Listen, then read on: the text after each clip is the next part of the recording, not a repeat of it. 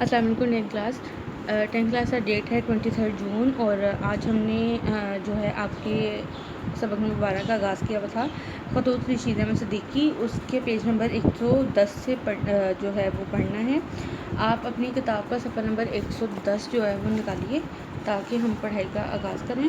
امید ہے کہ آپ اپنے پچھلے جو لیسن ہیں ان کو اچھے سے یاد کر رہے ہوں گے، ان کے اقتباس کی جو ہے پریکٹس وغیرہ بھی کر رہے ہوں گے، ان کے جو مشق ہیں ان کو یاد کر رہے ہوں گے، الفاظ معنی جو ہیں ان کو یاد کر رہے ہوں گے۔ ٹینتھ کلاس ہم نے کل جو ہے ان کے 2 خط پڑھے تھے۔ ایک خط ان کا بنام ڈاکٹر احمد حسن کے نام تھا، اور دوسرا جو ہے وہ ظہیر احمد صدیقی کے نام تھا۔ اور آج ان کا تیسرا خط ہم نے پڑھنا ہے، وہ ہے بنام پروفیسر سید بشیر الدین، ٹھیک ہو گیا۔ اور یہ انہوں نے ذاکر آباد یونیورسٹی علی گڑھ سے ہی لکھا، شنبہ 3 نومبر 1973۔ اب شنبہ میں نے آپ کو لاسٹ میں بتایا تھا وہ کہا جاتا ہے منگل کو کہا جاتا ہے، اور یہاں پہ بھی یعنی کہ شنبہ 3 نومبر 1973 کو انہوں نے خط لکھا۔ ظہیر صاحب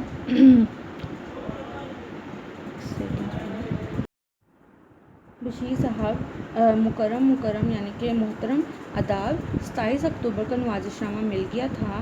جواب میں نوازش نامہ خط کو کہا جاتا ہے۔ جواب میں دیر ہو گئی، ورنہ خطوط کا جواب عموماً ہم روز دیتا ہوں یعنی کہ روز جس ٹائم آئے اسی وقت جو ہے اس کا جواب دینے بیٹھ جاتا ہوں۔ اپنے اوپر کسی قسم کا بقایا نہیں رکھنا چاہتا، بقایا یعنی کہ کسی کا قرض۔ معلوم نہیں کب کیا ہو جائے تو کوئی یہ نہ کہے کہ مجھ پر اس کا کچھ واجب الادا تھا یعنی کہ کچھ ادا کرنے کے قابل۔ کچھ دنوں سے ہجوم میں تنہائی کا احساس ہونے لگا ہے جو روز بروز گہرا ہوتا جا رہا ہے۔ آپ نے خود اپنے مطالعے، اپنے اشغال شغل کی جمع ہے جس کا معنی مشغلیں ہیں۔ علی گڑھ کی زندگی اور الہ آباد کے موجودہ شب و روز کے بارے میں جو کچھ لکھا ہے اس کی تصدیق کرتا ہوں یعنی کہ مانتا ہوں۔ اس لیے زمانہ اور زندگی کے تقریباً اسی طرح کے سرد و گرم دکھ و سکھ سے میں بھی گزر رہا ہوں۔ کچھ احوال حال کی جمع احوال بدلے ہوئے ملے ہیں، لیکن ان سے کوئی فرق نہیں پڑتا۔ موجودہ صدی کی ابتدا میں تقریباً 30-40 سال تک ہر متوسط درمیانے مسلمان گھرانے کا یہی نقشہ رہا ہے۔ ان خاندانوں کی کچھ مشترک ایک جیسی خصوصیات اور روایات تھے روایات اور رجحانات جو ہے جھکاؤ کی جمع ہے، ٹھیک ہے، رجحان کی جمع، اور اس کا معنی جو ہے وہ جھکاؤ ہے، جن کا سرچشمہ مذہب، اخلاق، تاریخ اور تہذیب تھی، جن کی پیروی اطراف و جوانب میں دور کی جاتی تھی۔ جوانب جانے کی جمع ہے، کسی نہ کسی حد تک اب بھی کی جاتی ہے، اور اس کے بھلے یا برے نتائج سامنے آتے رہتے ہیں۔ ان خصوصیات کے نمونے اور نمائندے ہر مشترکہ خاندان کے افراد میں کچھ دنوں پہلے تک مل جاتے تھے۔ ان کی ابتدائی تعلیم و تربیت گھر یا مشترک مکتبوں بالعموم مساجد میں ہوتی تھی۔ مزید مطالعہ کا کام گھر کے مختصر ذخیرہ کتب سے لیا جاتا تھا، جن میں مذہبی، اخلاقی اور تفریحی کتابیں ہوتی، گھر کی یا گھریلو کتابیں، اور عزیزوں اور بزرگوں کے شریفانہ طور طریقے اور ان کی دی ہوئی روایات ہوتی، جو ابتدائی عمر کی ہماری تخیل یعنی کہ امیجنیشن کو گرمی اور جولانی بخشتی۔ گرمی اور جولانی یعنی کہ جوش و خروش۔ اس تخیل کو لیے ہوئے ہم پایا تخیل سوچ کو ہم لیے ہوئے علی گڑھ میں داخل ہوئے۔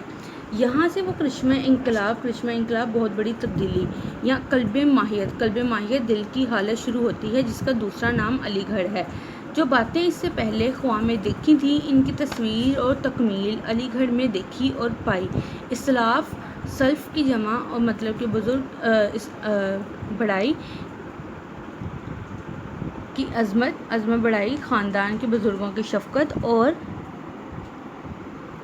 سہارا اور ساتھیوں کی شرافت، سخاوت اور آرزو مندی سے آشنا اور بہرہ مند ہوئے۔ بہرہ مند یعنی کہ جان گئے۔ ان کے ساتھ رہنے اور رنج و راحت میں شریک ہونے میں اتنی بڑائی دیکھی کہ جو کچھ ہوا میں اور آپ اپنی اپنی زندگی میں دیکھ کر اپنے آپ کو مبارکباد دیں اور خوشی اور فخر کریں تو کیا حرج۔ جو باتیں اوپر عرض کی ہیں کیا میری طرح آپ پر یا آپ کی طرح مجھ پر نہیں گزری ہیں؟ جن کتابوں اور سربراہوں نے آپ کو متاثر کیا، کم و بیش انہی نے مجھے بھی کیا۔ میں مولم بنا، آپ کو کتابوں کی دولت اور امانت سونپی گئی، آپ نے اس کا حق ادا کر دیا جس کا ثبوت آپ کی ہندوستان گیر شہرت اور آپ کے مشورے اور مدد کی طرف سے متواتر مسلسل مانگ رہی ہے۔ آپ کے انگریزی اور وسیع متنوع جو ہے قسم کے، ٹھیک ہے، وسیع یعنی کہ کھلے مطالعے کا ہر شخص متعارف رہا ہے، متعارف اعتراف کرنے والا جو آپ کو جانتا ہے۔